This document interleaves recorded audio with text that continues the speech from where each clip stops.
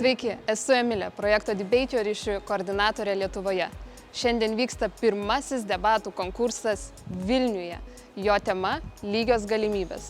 Diskutuosime apie tautinių, religinių, seksualinių mažumų padėtį tiek Lietuvoje, tiek Europoje.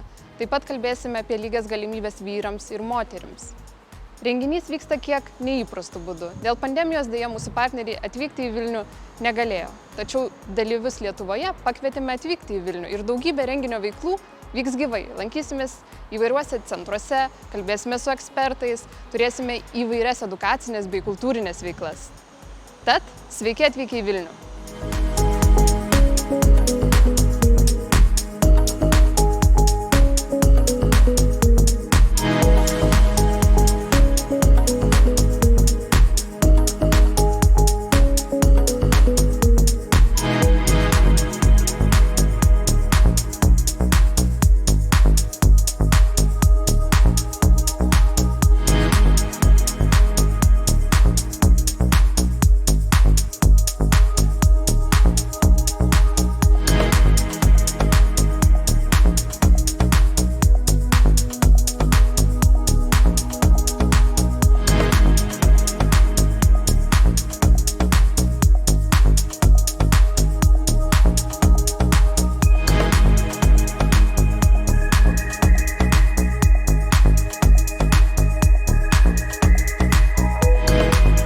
Yra labai smagu pirmą kartą susitikti su projekto dalyviais, gyvai pamatyti tuos pačius žmonės, kuriuos matėjai pusę metų už ekrano ir suprasti, kad jie visiškai kitaip atrodo ir dabar gali pajausti jų asmenybės, tai tikrai labai džiaugiuosi ir yra labai smagu. Turbūt keisčiausias dalykas yra pamatyti ūgius visų, nes veidus jau maždaug atsimeni ir tada labai keista būna, bet labai įdomu iš tikrųjų. Iš tikrųjų labai įdomi patirtis, šiek tiek jaudinausi, nes kai tenka komunikuoti per kompiuterius ir telefonus, tai viskas šiek tiek toliau vienas nuo kito, o kai toksai artimesnis ryšys ir pamatai visus gyvai ir štai kaip jūs atrodote ir toksai visai nuostabu, visai faina. Tiesiog, sakyčiau, stebuklas buvo įvykęs toks, kad visi nuotolinių, kai būna būdu ir vienas kitą mato tiesiog tik tais virtualiai per ekranus, visiškai kitas vaibas negu kad būnant gyvai ir pamatyti visus ir pažiūrėti, kiek kas už ką aukštesnis ant jokų, bet ne, tiesiog labai smagu buvo susimatyti ir tikiuosi, kad per visą projekto eigą bus dar smagiau tiesiog vienas kitą pažinti ir gyvoje erdvėje. Šio renginio metu tikiuosi dar labiau praplėsti akiratį būtent renginio tema, kuri man labai patinka, kad lygybė yra visiems, tai aš pati labai to norėčiau ateityje, kad lygus būtų visi, tai tikiuosi praplėsti tiek savo akiratį, tiek prisidėti prie šito įgyvendinimo.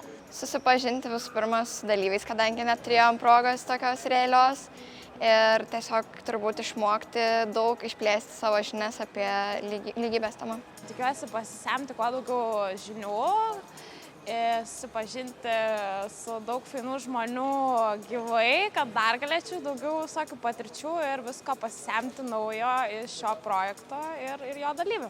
Išgirsti kitų šalių dalyvių pozicijas debatų tema, pasižiūrėti, ar mano argumentai ir mano mintis yra tapačios kai kurių dalyvių ir ar tiesiog pažiūrėti, kaip toliau vystysis projektas ir pažinti dar labiau pačius net dalyvius esančius čia.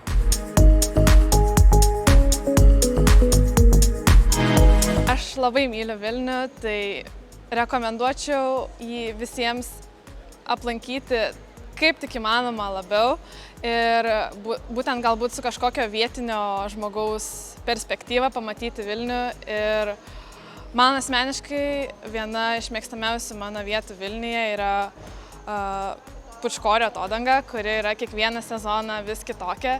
Tai tikrai rekomenduočiau kiekvieną sezoną visiems pamatyti tą vietą.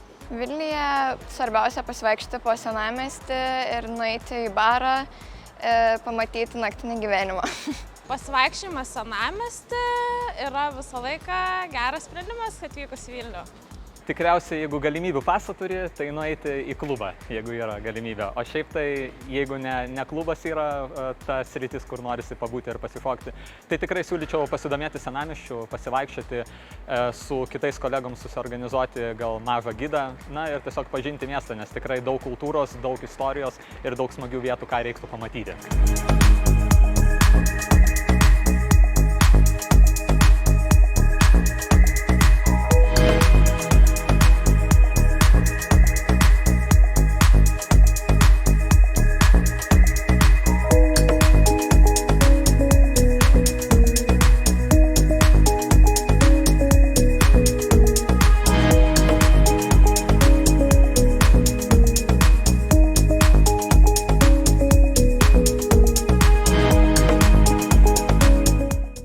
Manau, kad tikrai geri debatai buvo.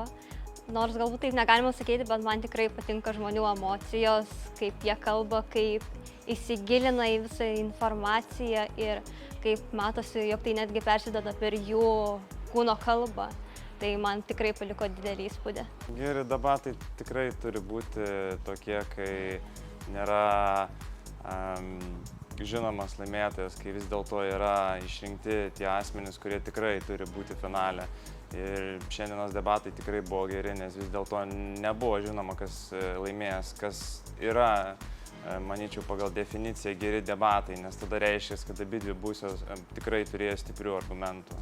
Mano nuomonė, debatai turėtų būti geri, kai patys debatuotojai galbūt labai visų pirma yra pasiruošę, kas labai dažnai taip ir būna, bet tuo pačiu, kad jie sugebėtų įsiklausyti į kitą pusę ir kad tie debatai būtų gyvi, kad neužsiciklintų savo pozicijose, bet iš tikrųjų būtų jie dinamiški ir kuo geriau stengti suprasti, ką kita pusė sako ir pritaikyti savo argumentus. Ir taip iš tikrųjų iš tų debatų gali gimti ir kažkas naujos idėjos ir iš tikrųjų gali atnešti dar didesnės naudos. O šiandienos debatai, manau, tokie ir buvo, nes iš tikrųjų visi debatuojantis žmonės tikrai įsiklausė vieni kitus ir labai adaptavosi prie vis besikeičiančios situacijos pačių debatų eigoje. Tai manau, kad tikrai buvo geri debatai. Tema gana sunki, nes nors ir visi sutinkame tikriausiai, jog LGBTQ žmonių teisės turėtų būti užtikrintos, kaip tai padaryti vis dar lieka gana neatsakytas klausimas. Tai dar reikia daug mąstyti, daug ieškoti informacijos apie tai. Dviprasmiškai, sakyčiau, priklausytų ar nuo kontra ar pro, būtų labai sunku, jeigu kontra. Ir aš sutikau su šia mintim, ką pasakė kontra, kad vis dėlto reikėtų atakuoti, kada tai turėtų būti ir jog nacionalinės valstybės pačios turėtų implementuoti tos pačios lyties santuoką vietoj to, kad Europos Sąjunga, o kad atakuoti tą patį konstruktą, kad tos pačios lyties santuoką, tai manyčiau, jų čia labai sunku. Tai priklausytų nuo pozicijos, jeigu pro, tai lengva, kontra labai sunku. Pati tema, man atrodo, tikrai ganėtinai sudėtinga, nors aš pats turiu tvirtą nuomonę ir turiu argumentus, kodėl aš palaikau vieną pusę, bet mano aplinkoje yra žmonių, galbūt, kurie labai, tą patį klausimą atsakyti labai skirtingai ir turėtų labai skirtingų argumentų. Tai aš suprantu, kad visuomenėje toks yra lygiai ta pati situacija, kai yra labai daug žmonių ir jie tikrai turi gerų argumentų pasverti vieną ar kitai nuomoniai. Ir skirtingose šalyse yra labai tokia pat situacija ir mūsų, ypač Lietuvoje, rytinėse Europos bloko šalyse. Tai yra tikrai tokia sudėtinga tema ir reikia dar nemažai proveržio ir švietimo šitoje srityje, kad būtų išsivystytų kažkas į geresnius pokyčius. Tai manau, taip, sudėtinga tema, bet labai svarbi. Dėl to ir dalyvauju šiame konkurse, kad pagerinčiau savo žinias, jog įgaučiau patirties ne tik debatuojant, bet ir kalbant viešai. Tikrai manau, jog to prireiks gyvenime, nesvarbu, kokią karjerą rinksiuosi ateityje. Tu, kai esi kiekvieną dieną atsikeli, išeini, tu jau bendrausi su kažkokiu žmogum. Ir esmė yra, kad vis tiek net jau pasisakymas, sakykime, kokį restoraną eiti, tai jau iš dalies kaip ir yra debatavimas, nes turi kaip ir įtikinti kitus asmenis, sakykime, kad einam būtent į šitą restoraną ir vice versa. Tai manyčiau, debatavimas yra kiekvieno žmogaus gyvenime. Ir kuo tu geriau išmoksi argumentuoti savo mintį ir struktūrą geresnę, negu kad mintis lakstys kažkur, manyčiau, tai tik padės tavo gyvenimui. Manau, kad debatavimo įgūdžiai yra labai plačiai pritaikomi bet kokia srityje, kad ir kur tu būsi, kad ir kur gyvensi ir kad ir ką veiksi, nes, pradedant tiek nuo asmeninių dalykų, bendraujant su draugais, bendraujant su žmonėmis, dalintis idėjom, taip galima visų pirma pačiam labai praplėsti savo akiratį. Kitas dalykas galima, darbo pokalbiai, tarkime, kiekvienas dalykas tikrai gali tą savo nuomonės pristatymą. Tikrai tas gali padėti tiek darbe ir bendrai, kad ir kur gyvenime mokymas reikšti savo nuomonės sklandžiai ir aiškiai tikrai yra naudingas įgūdis.